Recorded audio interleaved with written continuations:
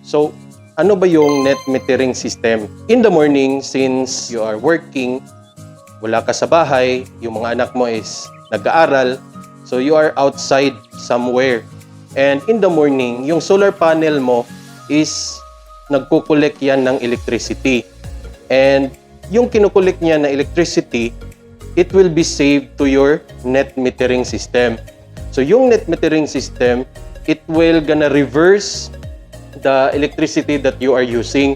Kumbaga, parang ikaw na yung babayaran ng electric company mo because you are giving electricity to the electric company through your solar panels. Since in the evening, walang araw, in the evening also is yun yung uuwi kayo sa bahay, gagamit ng mga appliances ninyo, aircon and everything, yung na-save mo na electricity, yun yung unang kukunin na consumption in the evening. Pwede talagang maging zero, no? As in, zero yung electricity bill mo for a month because of the net metering system. Diba? So, in this unit, as you can see, design na sobrang ganda, no?